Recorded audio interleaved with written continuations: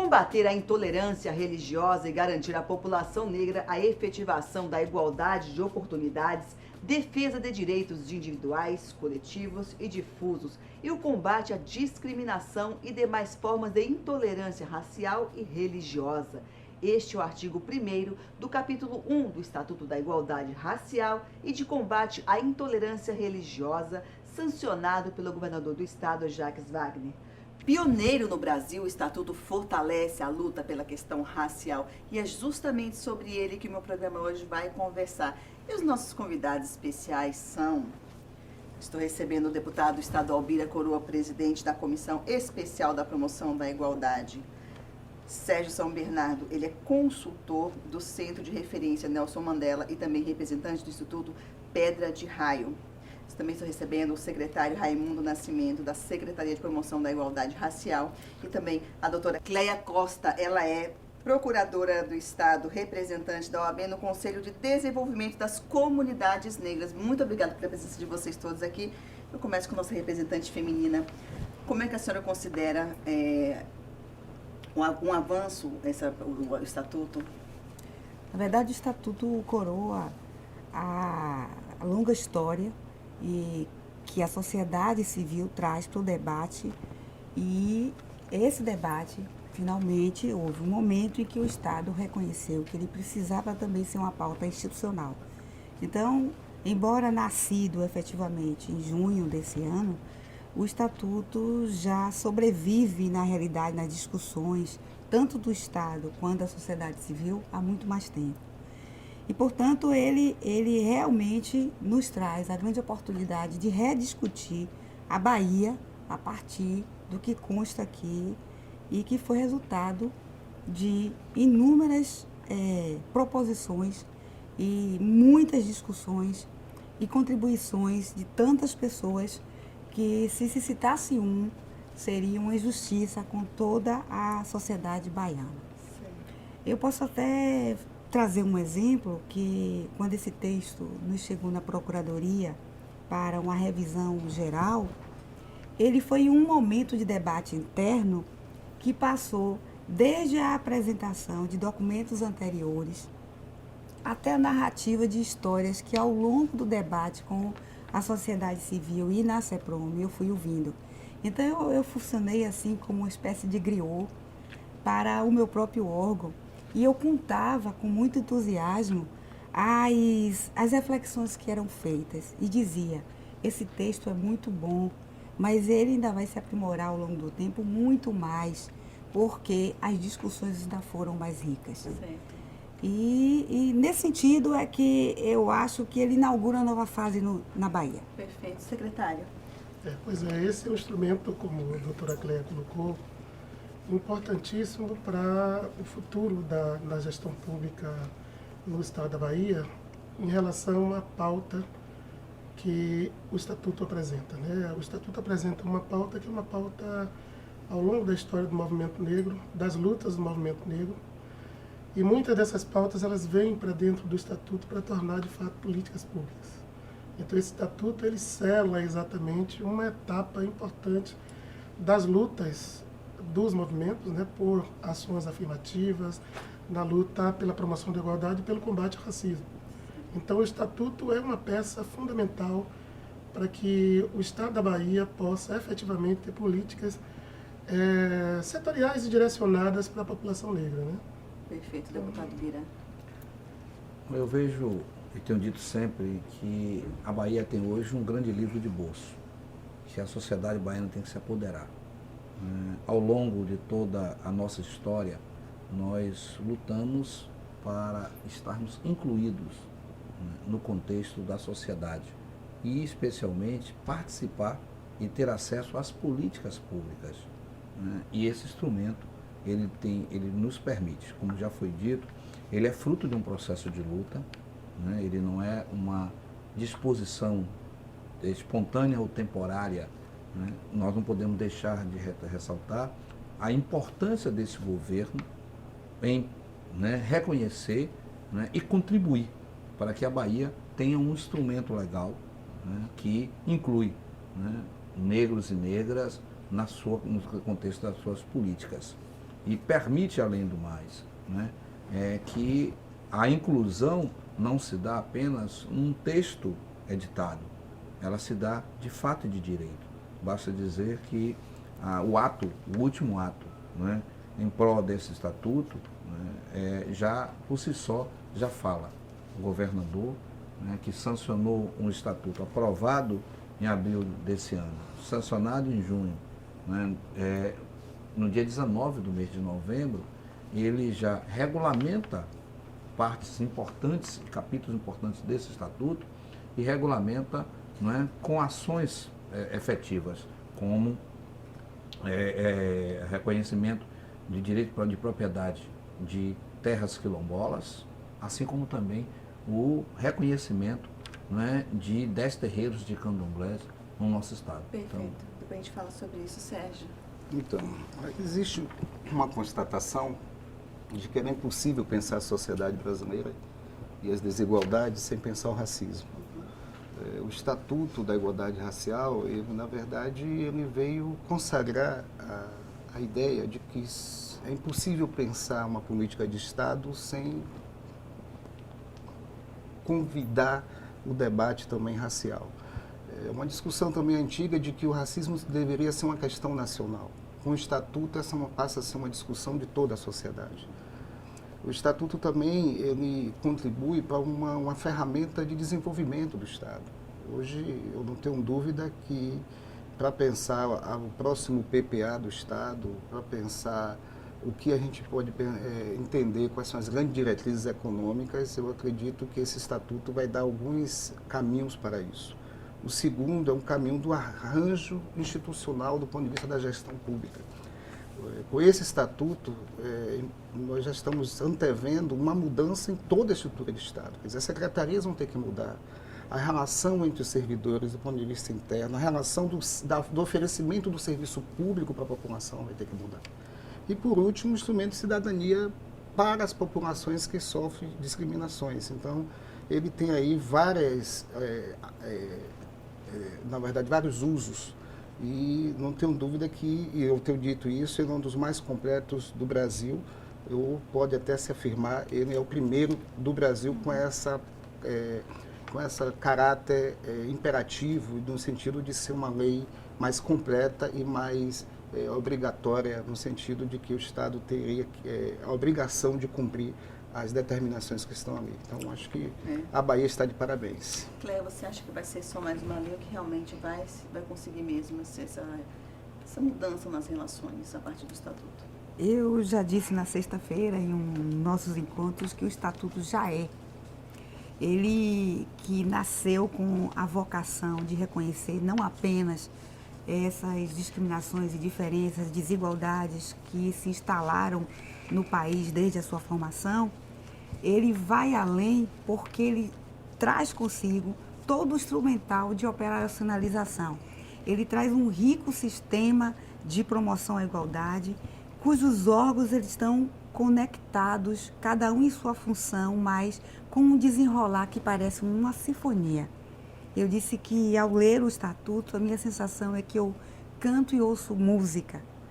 Na verdade, ele traz um sistema que diz a cada órgão o seu papel, diz a cada ator social a sua função e, portanto, um estatuto que nasce com essa dimensão, ele já nasce de verdade.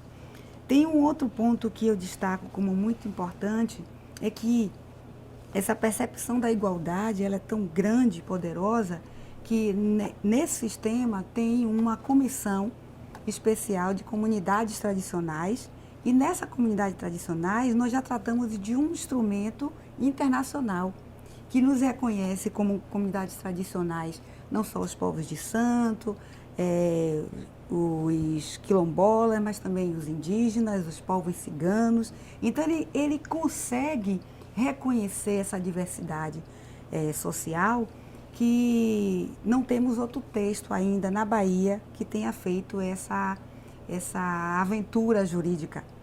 Porque no momento em que qualquer operador do direito for tratar de questões que ele nos apresenta, vai ter que pensar o Estado como um todo. E vai ter, antes de tudo, de reconhecer. Não se consegue ler o Estatuto sem reconhecer que nós não somos uma democracia racial e que nós vamos, sim, construir uma igualdade a partir do reconhecimento das diferenças. Essa é uma mensagem que está registrada desde o primeiro artigo desse Estatuto. Miriam, você que é um militante dessa causa, né? Como é que você vê isso? Você acha que as pessoas estão preparadas para colocar o Estatuto em prática, mesmo com essa tranquilidade? Vejam bem, eu primeiro coloco no momento que estamos vivendo. Nós, com esse Estatuto, temos a oportunidade de sair da condição de denunciantes, né, e entrar na condição de agentes. Quanto à questão da preparação, é um processo em curso, né? Nós temos, a partir do Estatuto, que enfrentar, inclusive, mudança de hábitos e costumes, porque a discriminação racial, né, e também todos os atos de exclusão postos na nossa sociedade, muitos deles são tão velados que a gente não percebe. E esse Estatuto instrumentaliza as pessoas, primeiro, a se autolibertar, porque muitos de nós fomos escravizados num processo cultural. Então, a gente vai buscando gradativamente, né? Cada um aqui presente, ou cada um dos nossos ouvintes agora, se fizer uma reflexão, vai ter pelo menos uma referência ou um exemplo de vida em que se sentiu discriminado ou excluído ao longo do sofreu um ato de racismo, né? Ou que vivenciou, né, um ato de intolerância religiosa. Então, consequentemente, né, nós não tínhamos na sociedade um amparato legal e jurídico para nos permitir abrir o debate, a discussão, né, e formular novas ações. Então, o Estatuto é um instrumento que nos permite isso, né, não apenas na concepção de uma lei, né, mas na concepção que muito bem Sérgio colocou, e a doutora Cléia reafirma, que ele tem sido posto. A construção desse Estatuto nos assegura esse momento presente. Ele foi construído a partir do interesse da própria sociedade, né, com o papel dessa casa, do Poder Legislativo, né, e com o papel significativo e importante do Executivo a partir do governo do Estado. Mas o prioritário desse processo é que ele não é uma matéria de governo, ele não é uma peça do governo, né, ele é uma peça de Estado, né, construída a partir da necessidade do próprio Estado. Quando nós colocamos que a questão e os traumas implementados pela escravidão, né, estão presentes hoje, né, não é um fantasma, né, não estamos trabalhando no campo abstrato, estamos trabalhando no campo real, da concepção, da convivência e do cotidiano. E que isso não se muda de uma noite para o dia. É lógico que esse Estatuto, por si só, não vai resolver 100% das questões de racismo, mas ele vai, né, instrumentalizar a sociedade para essa mudança. Secretário, como é que vai ser o papel do Estado? Olha só, o Estatuto ele já nasce, como foi dito, e reafirmo isso, até porque quem está no processo, fala a doutora Cléia, Sérgio São Bernardo, Bira e eu, sou militante da causa. Então isso nos ajudou e vai ajudar bastante a fazer com que nós rodemos esse Estatuto, né? Então ele já nasce com a capacidade de ser efetivamente realizado. A garantia dos 30% no serviço público, de cotas para negros no serviço público, já é fato. O Estado já fez o primeiro concurso e está lá no concurso exatamente esse debate de que os 30% já está efetivado no dia a dia da gestão pública do Estado, né? Algumas outras leis, né, que já vêm também sendo discutidas, por exemplo, a garantia de terras de regularização fundiária em terras devolutas do Estado para comunidades quilombolas. Isso já é fato. É uma lei que foi aprovada no ano passado. Né? O Plano Estadual de Promoção da Igualdade é algo que também já está em curso. Então, uma boa parte das políticas colocadas aí no Estatuto, elas já estão em curso, né? Agora, nós vamos potencializar todas essas demandas que estão colocadas no Estatuto. Né? O Estatuto, ele sintetiza ou traz para dentro dele todas essas políticas que algumas que estão em curso e outras não estão em curso. Eu quero dizer que, para além dos 4 decretos que saíram agora, nós vamos ter a tarefa de continuar o processo de regulamentação desse estatuto. Existem pautas que são pautas caras, que nós vamos ter que debruçar com uma propriedade enorme, mas não apenas o governo, mas o governo e a sociedade. O estatuto é um instrumento, como foi colocado também, que foi construído por várias mãos, aprovado na Assembleia, sancionado pelo governador, e a sua regulamentação também foi feita por várias mãos, né? O Estado, o governo, através da PGE, da CEPROME, da Secretaria de Planejamento, das diversas secretarias do Estado. E o movimento social a partir das suas organizações. Então foi nesse conjunto que, ao longo desses 3 meses, nós fomos construindo esse processo de regulamentação. E o que nós regulamentamos, esses primeiros decretos, ele vai exatamente contribuir com aquilo que a gente entende ser a base para potencializar esse estatuto. O que já está regulamentado? Nós regulamentamos algo que é fundamental, que é essa parte do acesso ao trabalho, né, que são os 30% de cota no serviço público. Nessa leva em relação a acesso ao serviço público, nós temos as cotas também, ela alcança os cargos comissionados do Estado. Além disso, a gente tem discutido o quesito raça-cor, ou seja, todo o cadastramento que houver, nós vamos recadastrar todo o funcionalismo do Estado, né? E aí não tinha no registro funcional o quesito raça-cor, a gente passa a ter, a partir do Estatuto, o quesito raça-cor, para que a gente tenha um desenho do que é, de fato, esse governo, né? Porque está composto de quem é... Que população é essa que faz parte da gestão do Estado, ou do governo. Para além disso, nós regulamentamos o item de acesso à terra, que já havíamos, o ano passado, garantido, a partir de um projeto, a partir de uma lei, a garantia para os quilombolas em terras públicas e devolutas do Estado, quilombolas e fundo de pasto, o acesso à garantia da regularização fundiária.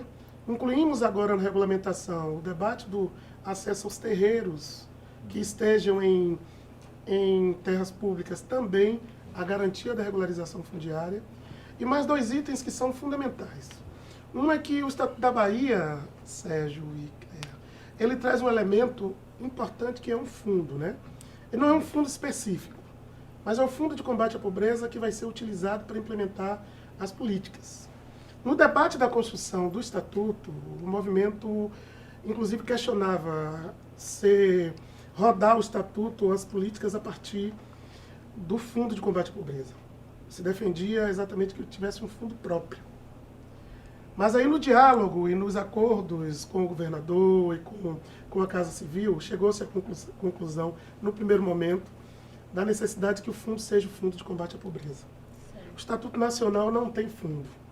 Então, esse estatuto nasce também com esse elemento importante, que é a garantia de um capital, garantia de recurso, para que as políticas de promoção da igualdade, colocadas no estatuto, ela possa, de fato, ser executada. Porque senão não vai sair do papel, né? Vai ser mais uma lei. Pois é. Né? Então, nós regulamentamos o sistema de financiamento, que os recursos vêm do fundo, como exclusivo, mas, para além do fundo, nós vamos poder ter capital internacional, outras fontes que vai alimentar esse fundo.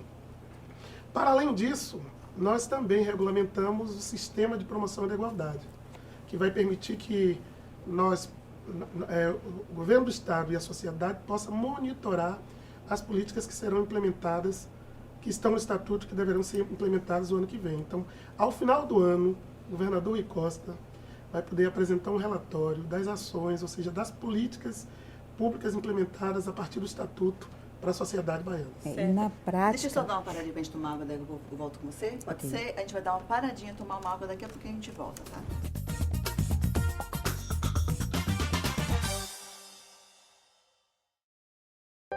A gente viveu muita coisa junto. E ela sempre ali, do meu lado. O tempo foi passando e eu fui deixando de perceber o quanto ela é especial. Sabe como é a rotina, né? Eu quero voltar a viver colado com ela, cuidar dela, voltar a fazer planos com ela. Eu vou fazer de tudo para tê-la de volta. Salvador, Viva, Ame e Cuide. Um movimento de mudança de atitude por nossa cidade. Mude você também e comece a viver, amar e cuidar de Salvador outra vez.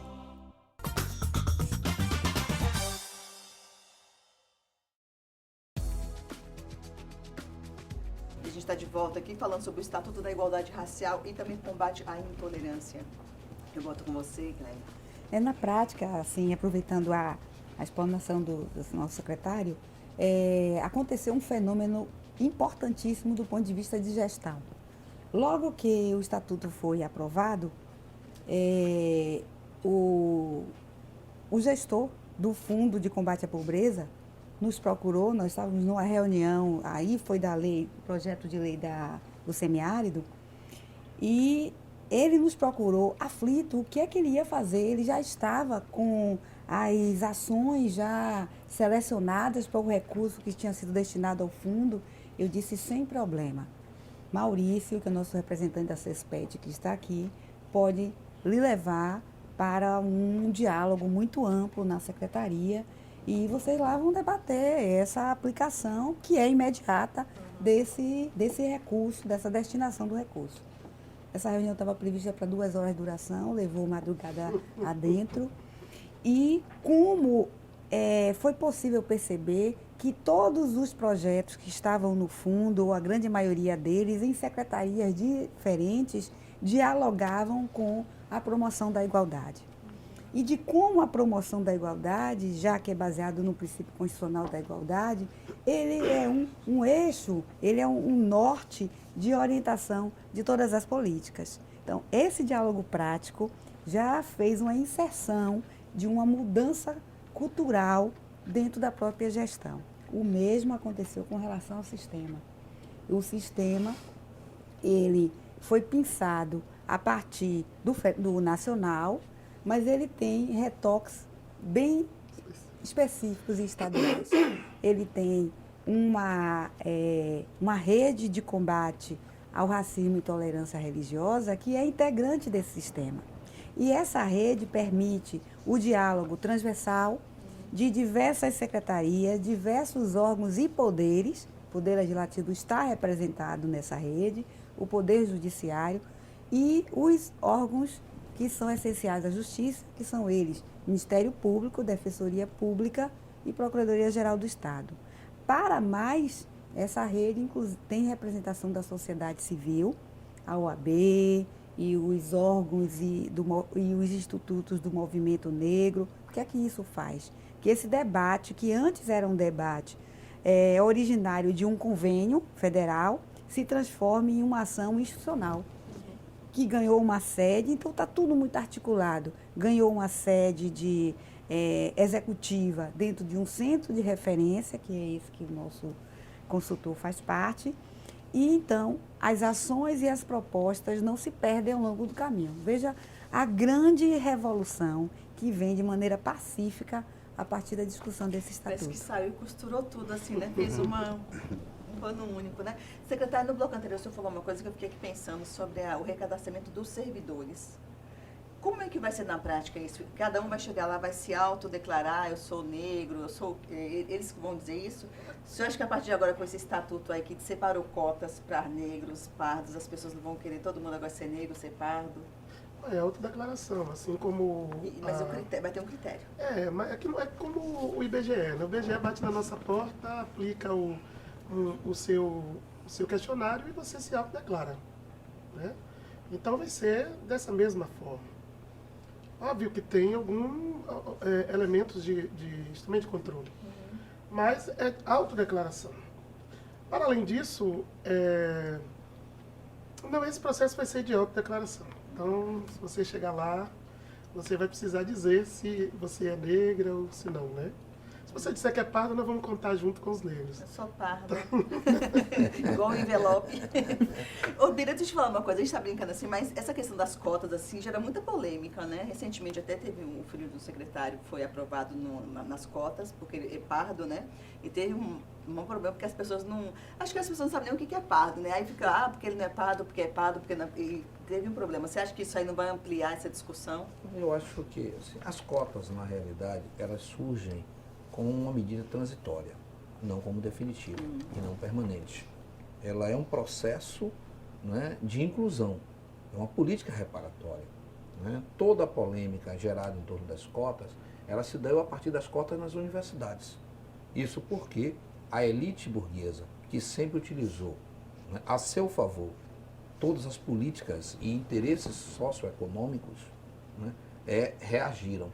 E reagiram com que perspectiva? De que as cotas eram privilégios. Negando, inclusive, que até o final da década de 70, existia nas universidades federais do país, né, uma política de cota, que essa sim era privilégio, que era chamada Lei do Boi, né, que garantia que filhos e descendentes diretos de fazendeiros ingressassem nas universidades públicas federais sem vestibular e eram reservadas 50% das vagas dos cursos de veterinária, zootecnia e agronomia, chamados cursos voltados para o campo. 50% sem vestibular. Isso era um privilégio, porque não tinha um outro critério a não ser descendente direto de fazendeiros. A política de cotas, ela é uma política, porque ela atribui ao ingresso a partir do ensino público. Eram estudantes de escolas públicas, autodeclarados, negros, passam a perceber esse direito de concorrer no vestibular, né, por uma cota específica, né, que é no mesmo modelo que o ingresso do serviço público. Né. Ela também tem critérios, né, a serem conduzidos pela autogestão, pela autoindicação. Lógico, você primeiro tem que se assumir. Ninguém vai declarar, né, a sua cor, né, e sim você. Esse é um princípio, mas existe um critérios de conjunto. Então a polêmica de cotas que a gente vivenciou, ela se dá a partir daí, uma disputa de espaços. Né? Mas ela não conseguiu, a disputa de espaços não conseguiu negar a importância e o papel das cotas. Mesmo porque todos os argumentos pejorativos utilizados para tentar, né, combater a política de cotas foram superados pela excelência do desempenho das cotas a partir das universidades. Todas. A própria revista Veja, que chegou há 10 anos atrás, né, taxar a política de cotas, né, teve que admitir, nos 10 anos da política de cotas, o sucesso das cotas. Né, e o Supremo, né, derrubar um projeto, um processo, né, de exclusão de cotas, movido por uma agremiação partidária, pelo DEM, né, que era exatamente a extinção das cotas na UNB, que seria um referencial para as cotas em todas as universidades públicas do país. Né? Então isso mostra, e a política de cotas hoje, ela é uma realidade, né, incorporada. Então não vejo como polêmico. É lógico que vai ocorrer uma necessidade do Estado se readequar, e o Estado já demonstra isso, já apresenta isso, uma nova leitura do processo, né? E é lógico que vamos fazer o cadastramento, né, do que já é hoje do Estado, como o secretário muito bem colocou, o secretário Raimundo, da necessidade de ajuste do Estado, né, e também a disponibilidade que o Estado vai oferecer para o ingresso a partir, né, da aplicação da lei, que é, né, os novos concursos e também, né, as outras formas e modalidades de ingresso no serviço público, porque não é só concursados, é nomeados, né, e também os contratados. Né? Então, o Estado teve um cuidado de ampliar esse processo, dando e assegurando o direito constitucional em todas as instâncias do Estado, incluindo as autarquias, né? as instituições que têm participação direta com o Estado. Então, isso para a gente é fundamental. É talvez um dos maiores avanços, porque isso não conta no Estatuto Nacional. O Estatuto Nacional tem uma lei complementar, né, que assegura 20%, e não em todas as instâncias do Serviço Público Federal. Então é outro grande avanço da Bahia. Né? Esse estatuto, se pegarmos ponto a ponto, artigo a artigo, nós vamos perceber que ele apresenta em quase todos os seus artigos avanços em relação ao Programa Nacional, ao Estatuto Nacional. E é por isso que a Bahia já está sendo considerada, né, um dos principais instrumentos para o debate, a discussão e para o avanço do combate ao racismo em todo o país.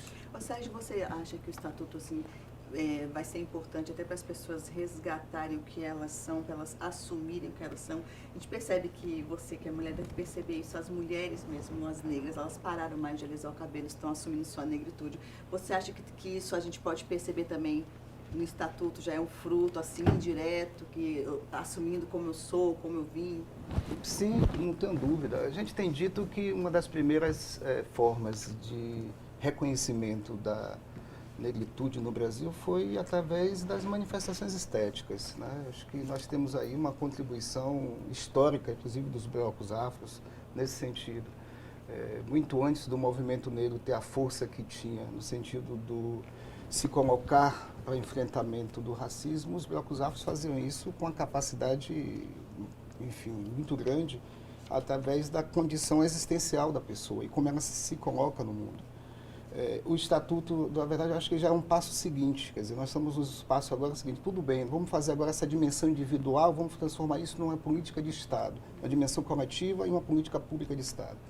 Então, o que o Estatuto faz, na verdade, é consolidar isso, quer dizer, consolida e abre outras possibilidades, porque, até porque a forma de afirmação estética está muito maior, está muito mais variada, o que faz com que nós 5 aqui sejamos negros, no ponto de vista de nós nos reivindicarmos e não precisarmos necessariamente ter um tipo de estética que marque o que é negro. E a gente vem de uma época que se você não se parecesse com certos penteados africanos, você poderia não ser negra. E hoje não, hoje a gente tem aí uma condição muito mais do sujeito, da pessoa, do indivíduo reivindicar. E essa reivindicação, ela liga a pessoa não do ponto de vista biológico, né? Ela liga a pessoa do ponto de vista cultural. O que faz, por exemplo, uma pessoa ser branca, mas ser adepta de uma religião africana e se reivindicar negro. Porque ela tem uma ligação civilizatória, uma ligação religiosa de pertencimento com o mundo, daquele mundo, que faz com que ela também se reivindique. Hoje, nós sabemos que é possível fazer uma marca dos traços biológicos. Desde a década de 50, que a Unesco já superou isso. A gente está falando de raça histórica, raça sociológica. Quer dizer, a pessoa se reivindica negro por conta do seu pertencimento. E quem é que se pertence? Aquela pessoa reivindica a sua história. Ela está buscando do que é que ela lembra. Por isso que a lei 10.639, ela tem um papel fundamental nisso, onde você vai estudar a sua própria história, né? Estava comentando aqui que a OAB essa semana aprovou a homenagem ao primeiro presidente da ordem, que foi um homem negro. E a maioria dos advogados, 30 mil advogados na Bahia, não sabem disso, né? Porque quem fundou a OAB foi o Instituto dos Advogados do Brasil, e o Instituto dos Advogados do Brasil foi presidido por o chamado Visconde de Jequitinhonha, que é o chamado Conde de Montezuma, que é um homem negro que já discutia a questão da abolição no século XIX.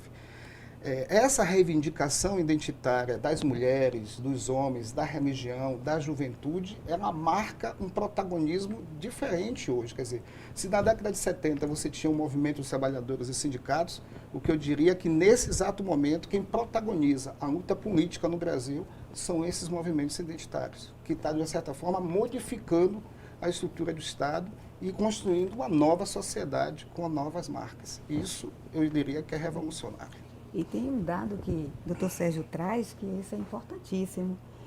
O questionamento da autodeclaração do outro não vem apenas por aspectos físicos. Esse questionamento, ele vai trazer à tona o próprio contar história, o próprio identificar onde eu estou e onde eu sempre estive. Porque se diz assim, é muito fácil se autodeclarar para uma vaga de universidade ou para um concurso. Mas a pesquisa que será feita para se saber da veracidade, será exatamente a história que ele te apresente como ser humano. Então, esse pertencimento à sua história não traz consigo só ele, traz a família dele, a ancestralidade, traz toda uma busca. Olha, foi impressionante que lá em casa, eu tenho 2 filhas que fazem questão que no IBGE, quando o IBGE chegou, todos nós, independente da tonalidade da pele, nós somos negras, nós somos pretas, né?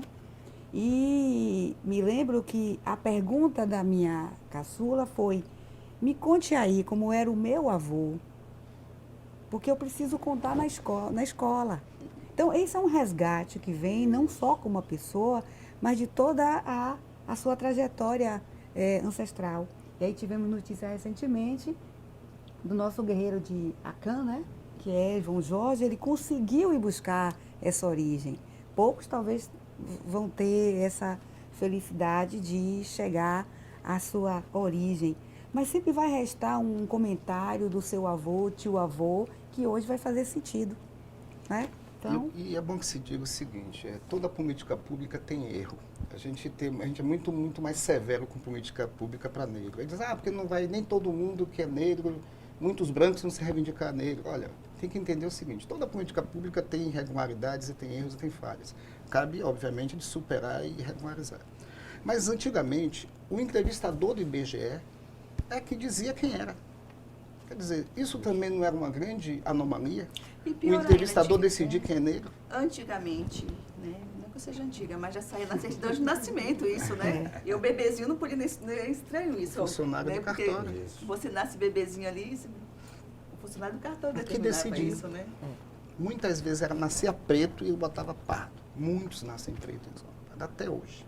E você acha que isso aí já é um resquíciozinho lá de uma discriminação, já é um racismozinho que está embutido ali? Uma política de Porque Estado. se você perguntar hoje o que é pardo, gente, ninguém sabe o que é pardo. Aí é o Isso racismo é institucional. Só Nina A Rodrigues. gente não pode negar Nina que sabia. existe, né, além do racismo institucional, né, foi implantado no Brasil, né, um genocídio contra a raça negra. Né, quando, né, a princesa Isabel, aliás, pouco antes, as leis abolicionistas, todas elas foram para atender muito mais ao interesse dos, né, do Estado, né, e dos dominantes do que da sociedade. Por exemplo, que é o que foi a lei, né, do ventre livre, né, a libertação de crianças nascidas a partir dali.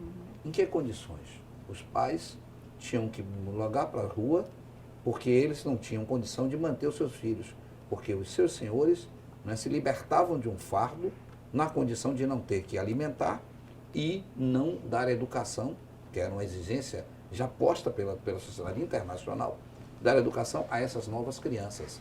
Então, jogava para as ruas.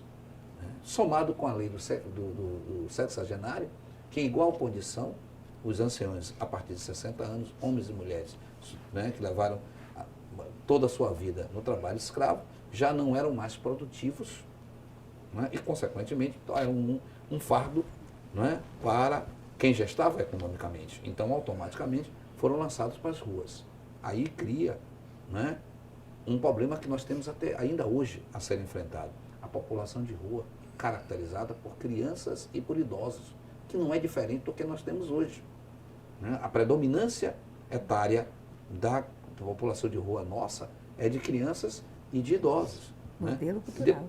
E depois vem, né, a outra lei, a Lei Áurea, né, 13 de maio de 1888, né, que nos coloca na condição de livres, sem direito à educação, sem moradia, sem direito à terra, né, e sem emprego.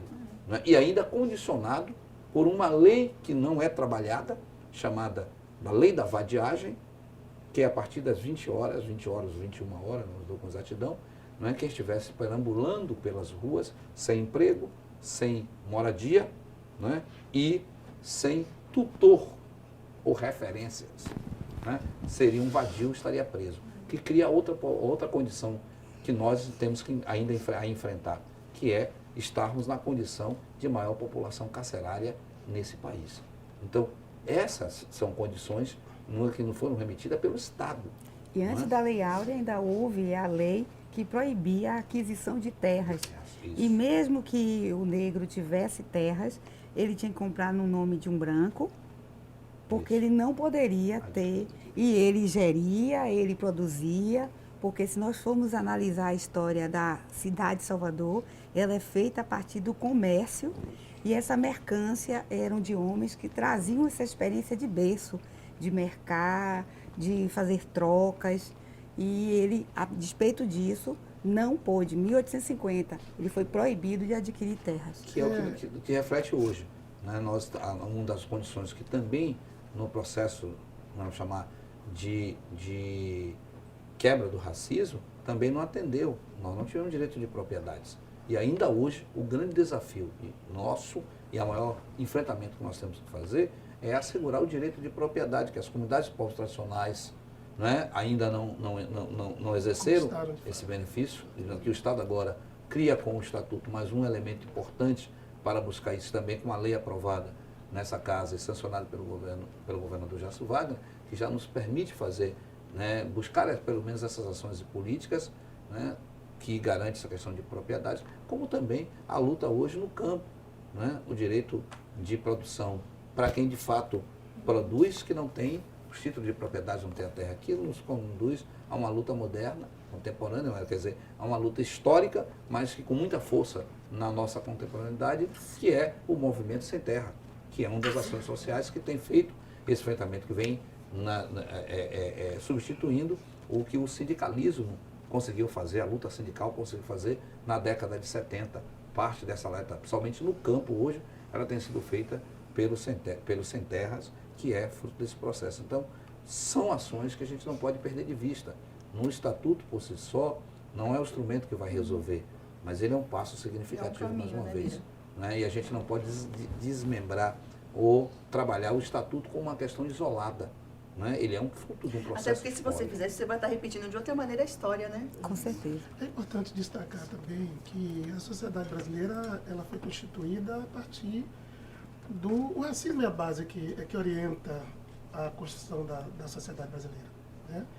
A posição que nós viemos para o Brasil, né, descendentes de africanos no Brasil, foi uma condição de racismo colocado. Então a sociedade se estruturou a partir daí. E todos esses elementos, eles caracterizam que o Estado brasileiro ele foi, desde a sua origem, um Estado racista. Ele é de origem racista. Por isso discutimos há um período a questão do racismo institucional. Né? E é importante também trazer um elemento que em 2001, numa conferência internacional, que é a Conferência de Durban, que debateu xenofobia, racismo, e caracterizou ficou caracterizado que a escravidão foi algo que ocorreu de mais perverso no mundo. E que os países do mundo que assinassem aquela convenção tinham a responsabilidade de buscar reparar todo esse processo histórico de exclusão, sobretudo da população negra, no caso do Brasil. Né?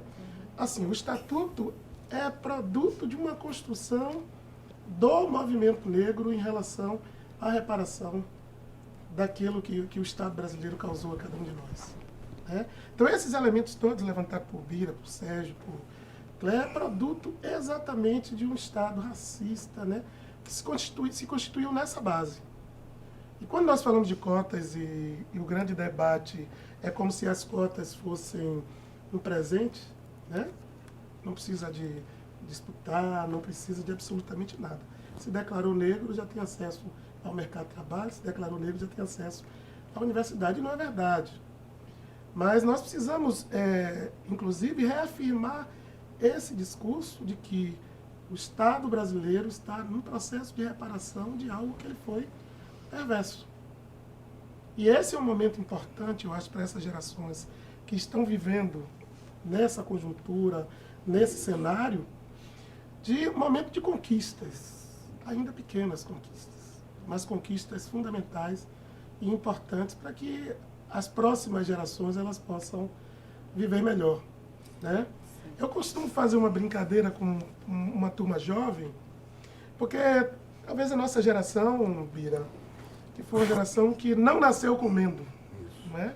Nossos pais tiveram um papel muito forte na luta para garantir, sobretudo, o básico, que é a alimentação. E nós sabemos que a alimentação, ou seja, uma boa alimentação ou alimentação, nos desenvolve intelectualmente, né? Faz com que a gente avance intelectualmente. Aí eu fico brincando com os jovens, com a juventude, assim, vocês já nasceram comendo, vocês já superaram a primeira necessidade. E quando a gente supera a primeira necessidade, as outras são mais tranquilas e é o processo. Né? Então tem umas gerações históricas no Brasil que a primeira necessidade foi desde o processo de chegada aqui. Né? Essa primeira necessidade ela não foi superada. até um certo período. Certo. E isso é um elemento exatamente do Estado, da estrutura do Estado racista que é o Estado brasileiro. Pronto, vamos tomar um pouquinho de água, daqui a pouco a gente volta para continuar o nosso debate. Até já.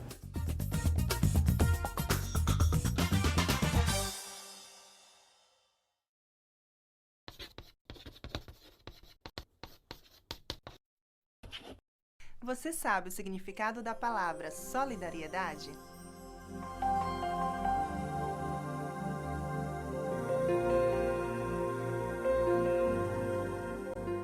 O Hospital Martagão Gesteira é uma entidade sem fins lucrativos e para que esse trabalho continue sendo realizado, precisamos da sua ajuda. E lembre-se, a doação também é um ato de amor.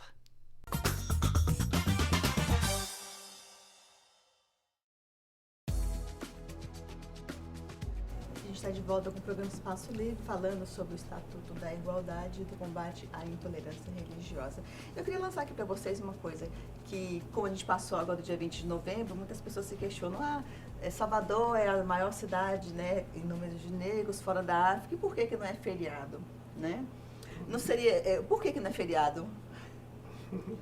Porque se não pensa, não é uma posição pacífica entre os políticos, não. Há quem ache que não deve se tornar feriado, porque existe uma cultura no Brasil, se você perguntar a seu filho por que é feriado naquele dia, ele não sabe dizer.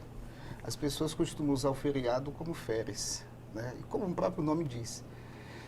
O dia útil e paralisar o dia útil chama mais atenção. Aqui em Salvador, por exemplo, não é uma reivindicação que se pare a cidade. Nós é que temos que parar a cidade.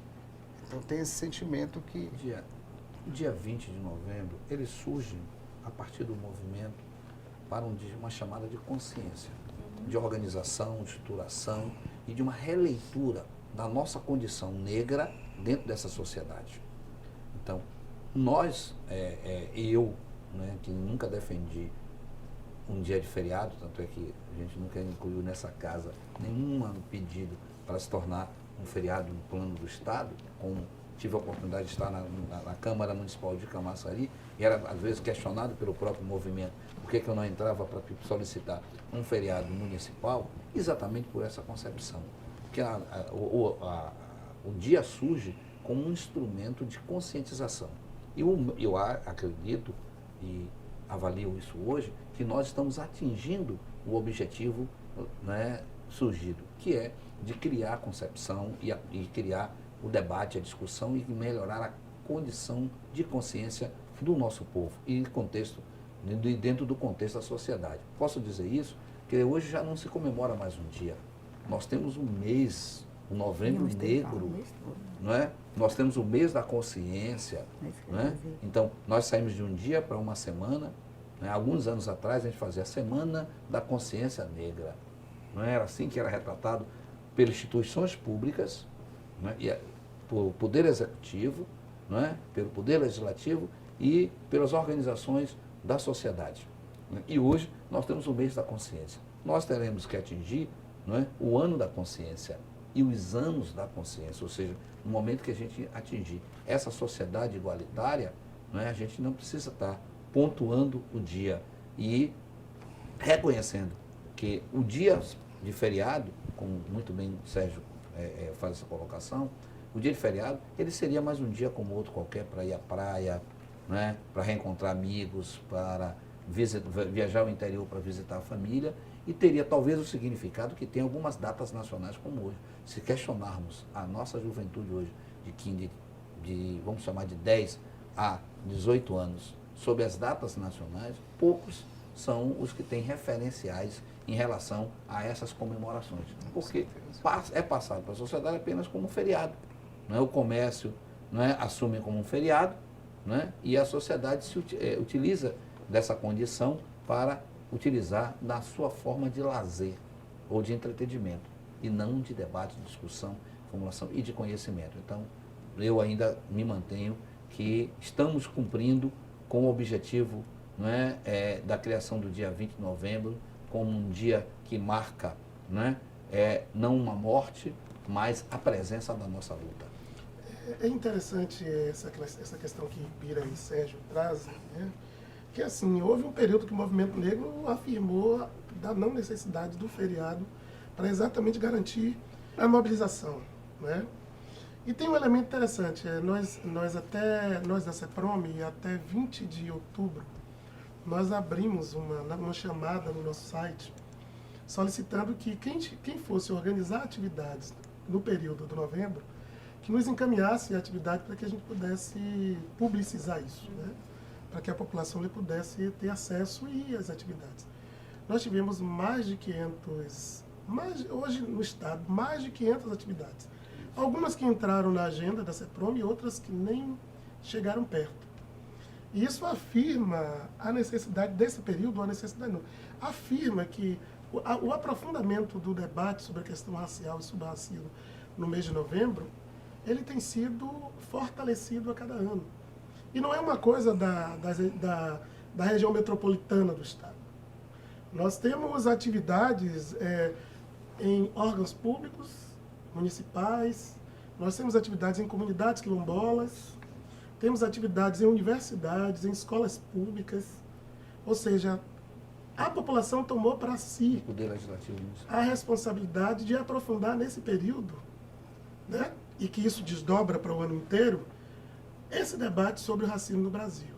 Então, cada elemento de construção como o estatuto, ele não é e não pode ser dito que é peça ou produto de um indivíduo. Ou seja, a sociedade já tomou para si a responsabilidade desse debate. E nós, esse ano, é interessante dizer isso, que a nossa campanha do Novembro Negro foi direcionada exatamente para que a população ela pudesse conhecer, pelo menos, o estatuto. E à medida em que ela conhece o estatuto, ela vai buscar, de fato, com certeza, de fato, seus direitos, né? Então, 20 de novembro hoje, ou Novembro Negro, hoje é uma marca de governo, é uma marca da sociedade baiana. Eu estava pensando aqui, o Estatuto do Idoso, quando foi criado uma delegacia específica, né? O ECA também. A senhora, enquanto representante assim, né, da Procuradoria, acha que seria necessário uma delegacia específica para atuar no caso do Estatuto, ou as leis já existentes são suficientes para garantir isso? Eu acho que, antes de tudo, nós precisamos capacitar todos os servidores que nós temos no Estado na segurança pública, com toda a visão institucional que nós temos, para que o Estatuto se torne uma realidade. Na medida que ele se tornar uma realidade em todas as pontas, nós vamos identificar a necessidade ou não de uma delegacia especial. Já existe um movimento de um grupo que pede essa delegacia, como já existe a delegacia especial para as mulheres. Mas eu particularmente acho que essa delegacia pode ser ou não fruto do exercício da efetividade do Estatuto. Eu não lido na área penal, mas creio que no exato momento que a sociedade estiver com o Estatuto internalizado na sua conduta, nós talvez nem precisemos chegar a essa especialização de uma delegacia, certo? Bom, aí doutor Sérgio que me ajuda, porque é a área dele. Não, é assim, gente, é porque o Estado ele se organiza para ter uma legislação maior, que é a Constituição. Você tem os códigos. Os códigos é a especialização das áreas da atividade humana. Então, você tem um Código Civil que, em certa medida, legisla relações entre particulares. Mas você também tem um direito administrativo que regulamenta o funcionamento do Estado.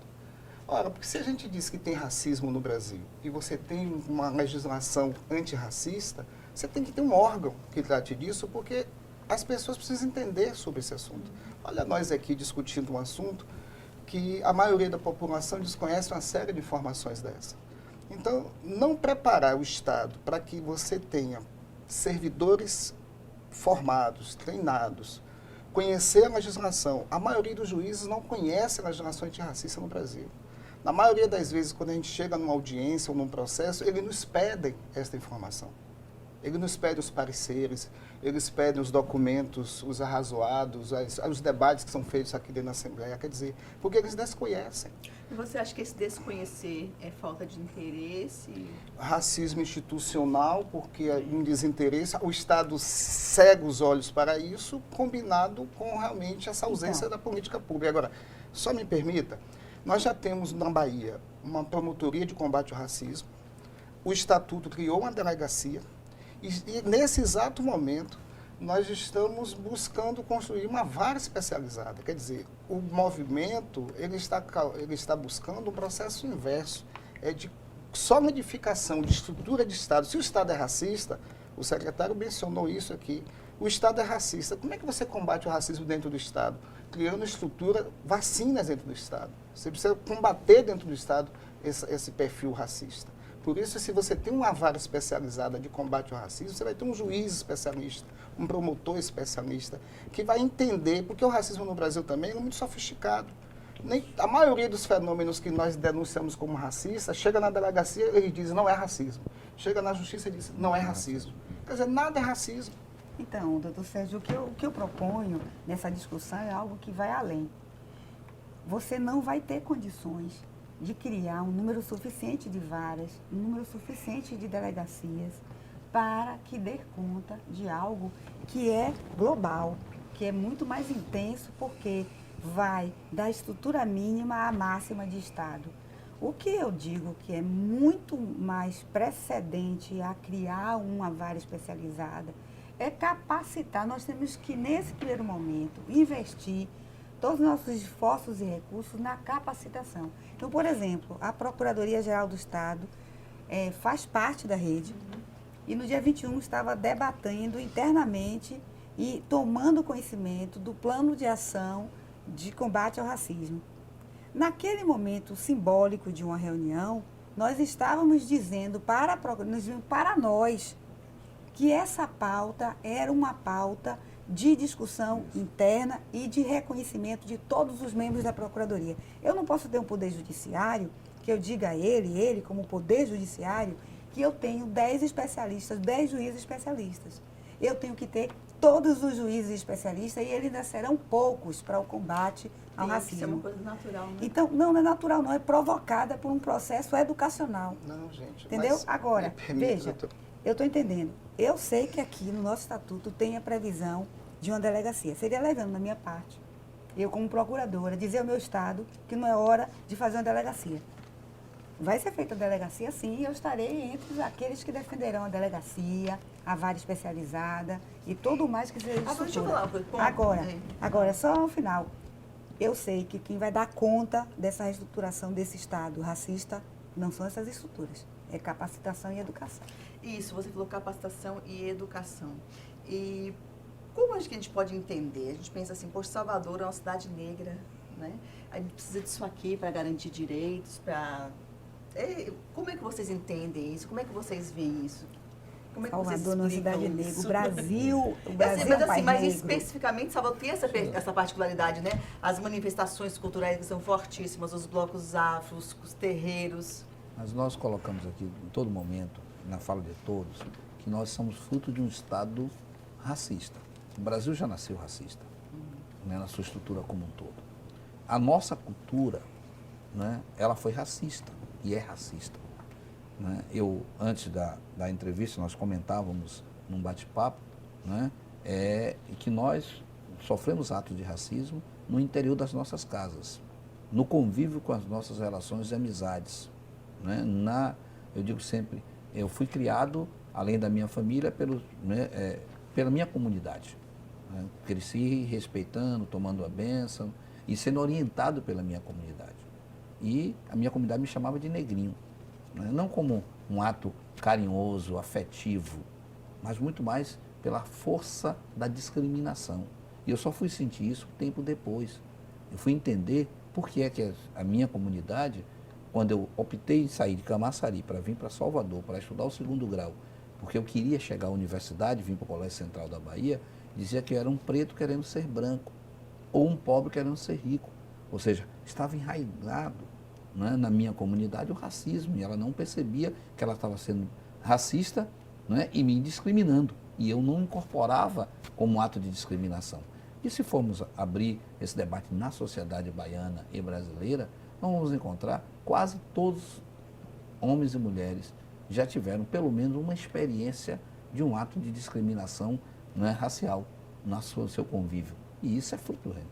Então é por isso que justifica Salvador, mesmo com esse título de cidade mais negra fora da África, de ser aqui o celeiro da resistência cultural, não é, identitária, né, nossa, não é, não pode se negar que ela também é racista. E eu tenho dito sempre, né, que o racismo em Salvador, não é, ele é tão intenso quanto em qualquer outra capital desse país. Tão intenso, tão forte, não é, como em qualquer outra capital.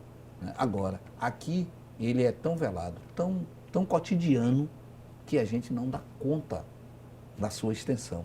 E esse instrumento... Ele opera subjetivamente e objetivamente. Então ninguém acaba racismo por decreto. Você não vai fazer uma lei para acabar com o racismo. As pessoas continuam racistas. Agora, eu posso usar a lei para enfrentar o racista. Que é isso que nós vamos fazer. Quer dizer, a pessoa vai deixar de praticar um ato racista, mesmo que ele continue achando e tenha um sentimento racista. Mas ele não vai ter mais um ato, nem um gesto racista. E esse também é um modo que nós podemos encontrar para combater. São duas, na verdade, trincheiras. Uma trincheira da subjetividade, porque você vai ter que mudar a forma de pensar das pessoas, e uma objetiva, quando o Estado diz, se praticar racismo, você vai preso. E aí, a Cléia tem uma posição muito correta. Foi pensando nisso que o movimento provocou o Estado brasileiro a criar uma lei, a 10.639, somada com a 11.645, elas são leis que combatem o racismo, não é? Para a comunidade afrodescendentes e para as comunidades indígenas. Não é?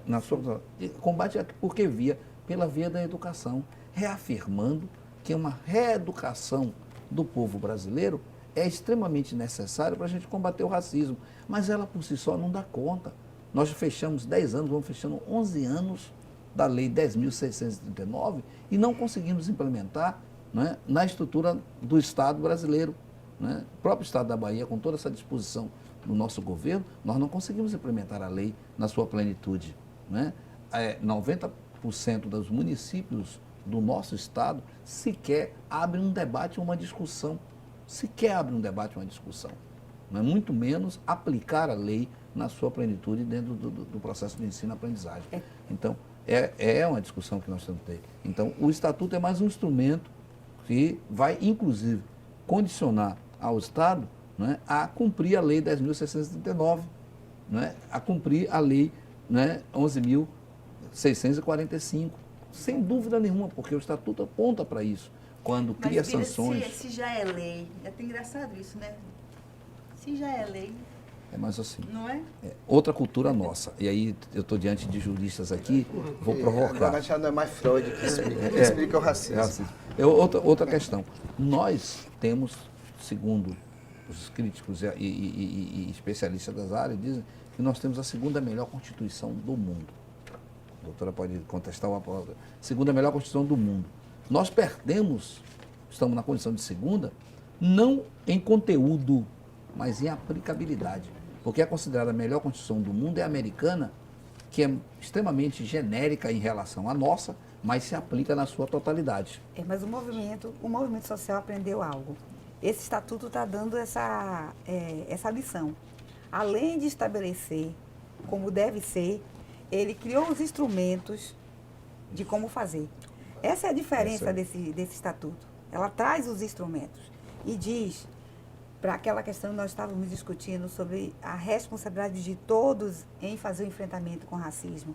Os concursos públicos terão, se tiverem provas, questões dissertativas, um terço delas terá que ter sobre matéria temática relacionada à raça e gênero.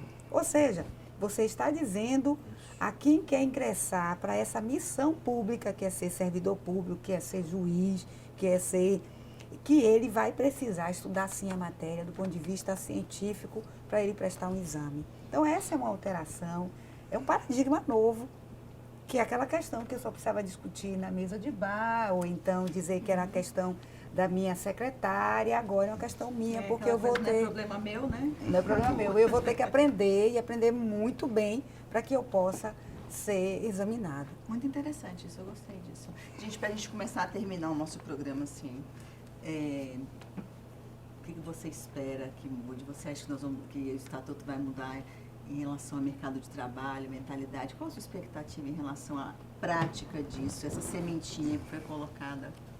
Nós temos uma realidade no Brasil onde a gente sempre afirmava que o movimento negro discutiu cultura, discutiu estética, começou a discutir política, mas não discutia orçamento. Assim, a quantidade de dinheiro que o Estado brasileiro produz e quase a nossa participação nisso era muito baixa. Então, é 1 trilhão e 500 bilhões e a gente parece que participa de 0,0000, enfim.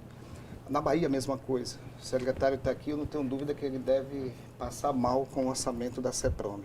O que eu percebo, então, é que esse estatuto, ele vai movimentar a sociedade de tal modo que o Estado vai ter que repensar e reestruturar sua máquina para responder o que agora é lei. Por isso que eu digo assim, não basta só ter boa vontade. Eu preciso agora acionar o Ministério Público para dizer que o Estado, está aqui no artigo 30, diz que esse estatuto afirma que os municípios terão que efetivar o acesso à educação às crianças negras com idade de 0 a 6 anos.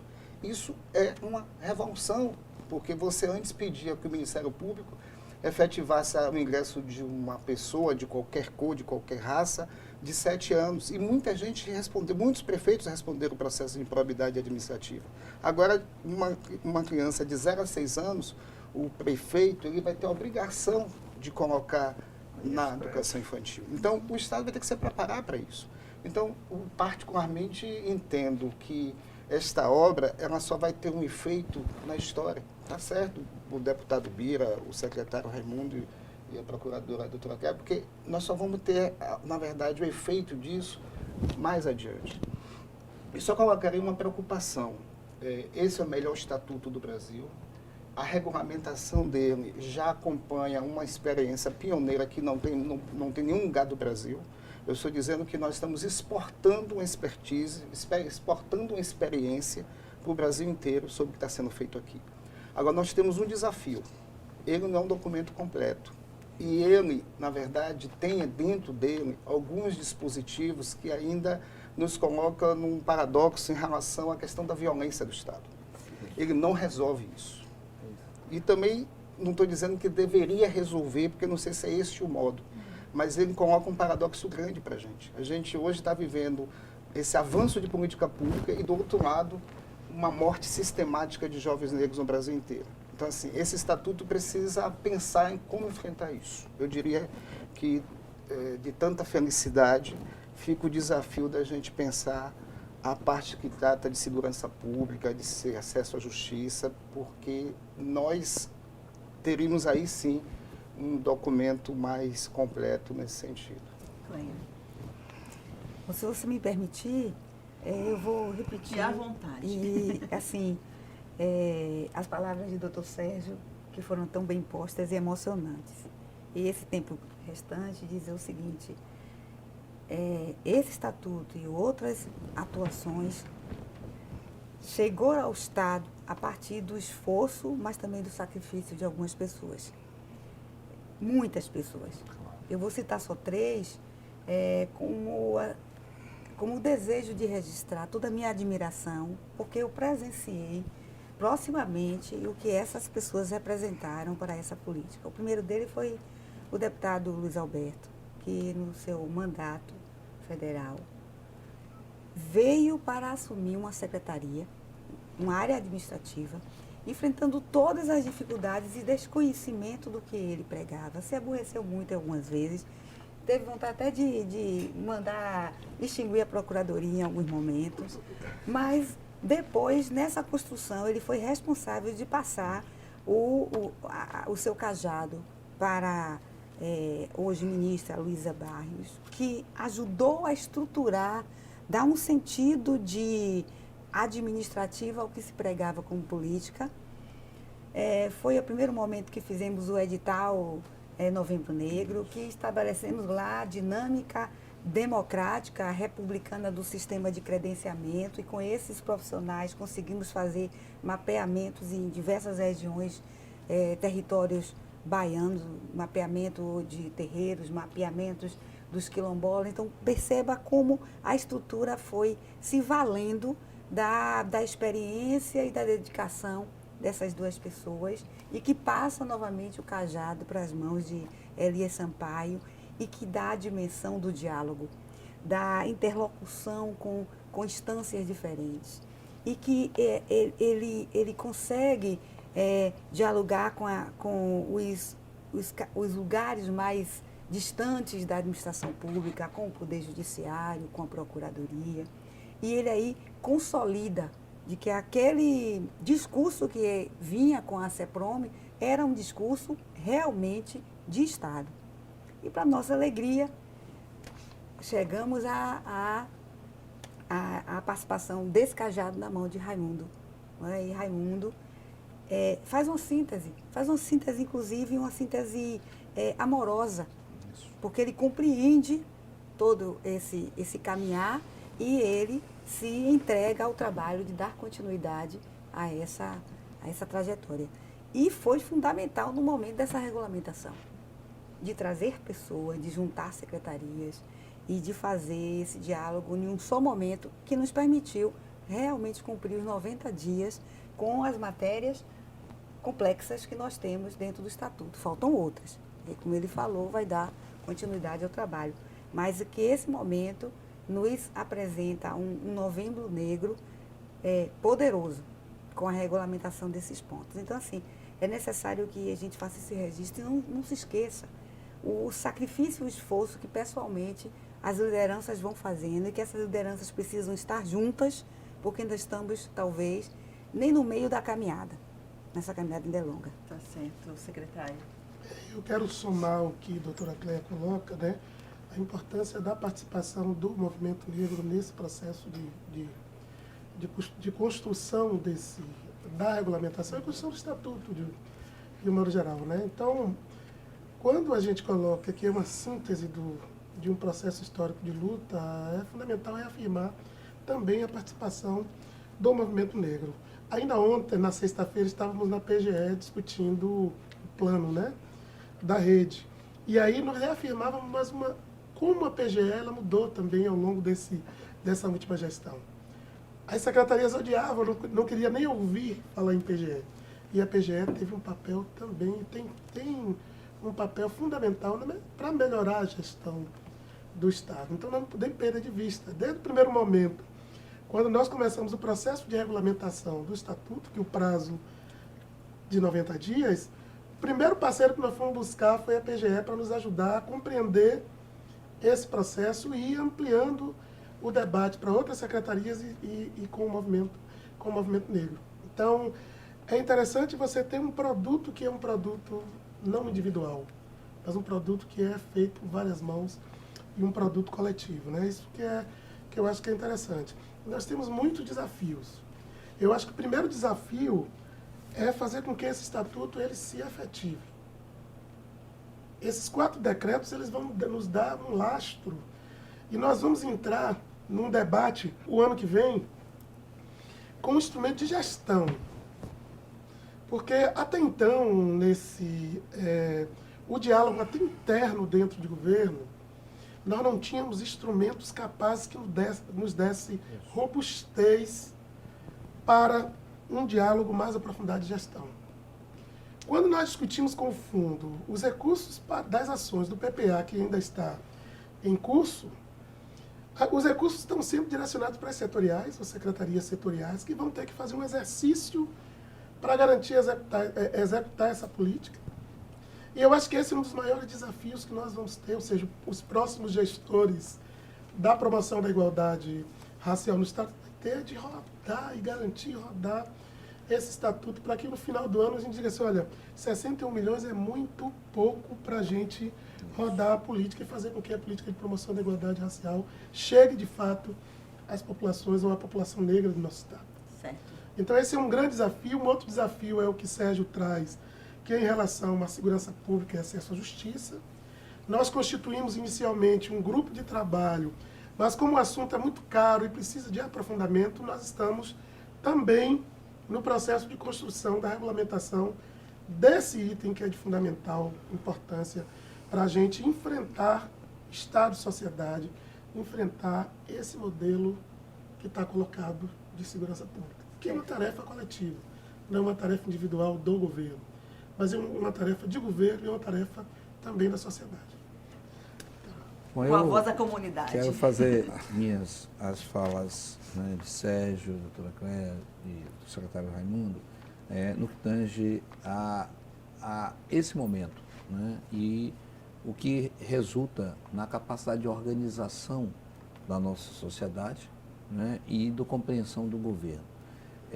Me sinto muito contemplado nesse exato momento, exatamente porque quando cheguei em 2007 nessa casa e encontrei essa peça arquivada, né, como uma matéria legislativa, e vindo das origens, e aí a gente compreende, né, esse cenário exatamente porque nós vimos uma causa militante, nós somos militantes dessa causa, nós fomos forjados nessa luta, então a compreensão e a valorização desse instrumento, né, nos permitiu, né, unificar todo esse processo.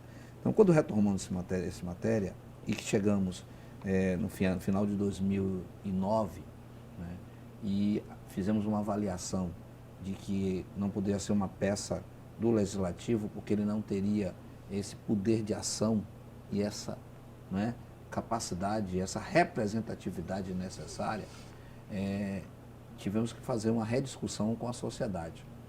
E não foi fácil, porque muitos setores, né, não aceitavam a gente recuar, né, incluindo, né, aqui dentro da própria poder político, por colegas legisladores aqui dessa casa e também de outros fóruns no plano nacional, achava que não, que a gente tinha que insistir, que aprovar, porque estava sendo aprovado o nacional e que a gente não podia perder o espaço e o tempo. E fico muito grato, né, de ter tido uma compreensão lá atrás, acertada, de que essa peça não podia ser uma peça do Legislativo.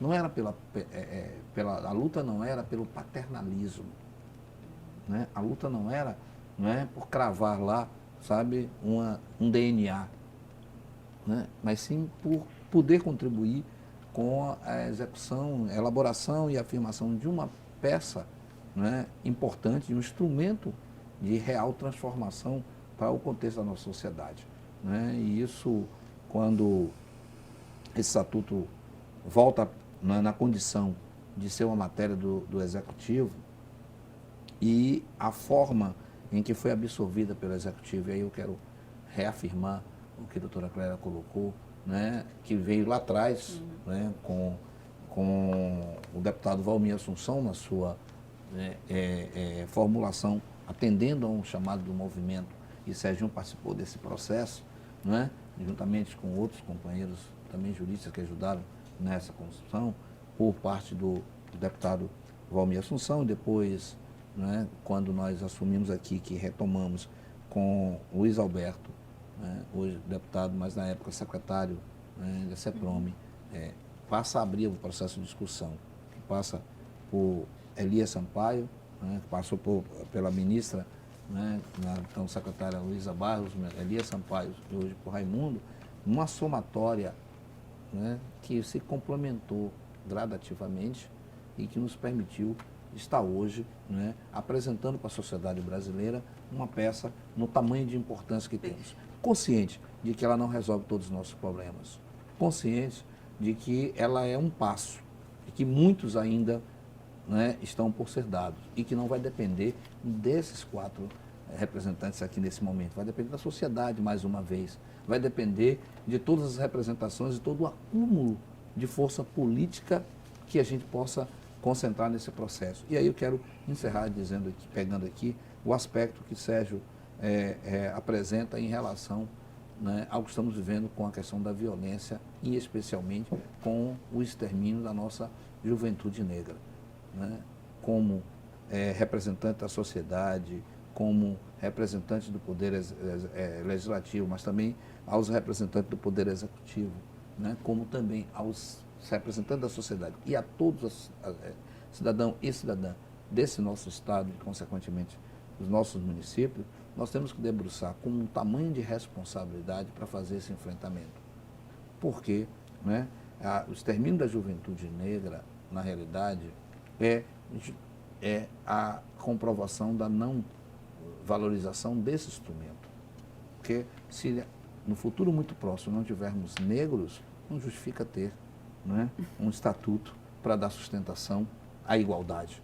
Então, essa condição hoje posta pela sociedade, que não é atribuição apenas, né, do caso de polícia, quero deixar claramente isso aqui, é a prova concreta de que o Estado precisa repensar a sua ação na educação, na condição de saúde, na estruturação e moradia, na infraestrutura urbana, no direito e acesso ao emprego, né? Isso é, sem dúvida nenhuma, né, chamar a atenção também das famílias, da necessidade de repensar e reestruturar a condição de família, é chamar o judiciário para o seu papel de responsabilidade, porque a impunidade também é fruto do processo que alimenta a violência, né, entre outros aspectos que a gente pode estar aqui colocando. Então, é chamar para todos nós esse momento de responsabilidade, é que o Poder Legislativo possa cumprir o seu papel de representar os interesses da sociedade, né, com mais dignidade, com mais respeito, com mais valorização, mas, acima de tudo, com mais compromisso. Pronto, olha, muito obrigada pela presença de vocês quatro aqui. Eu quero encerrar hoje de uma maneira diferente. Quero que a senhora leia aquele texto do começo do programa, que estava aí em off. Aquele de Milton Santos, o comecinho, aquela frase, né, que eu gostei, bem forte, né? A força da alienação vem dessa fragilidade dos indivíduos que apenas consegue identificar o que os separa, não o que os une. Com essa reflexão, eu deixo vocês e até o nosso próximo encontro.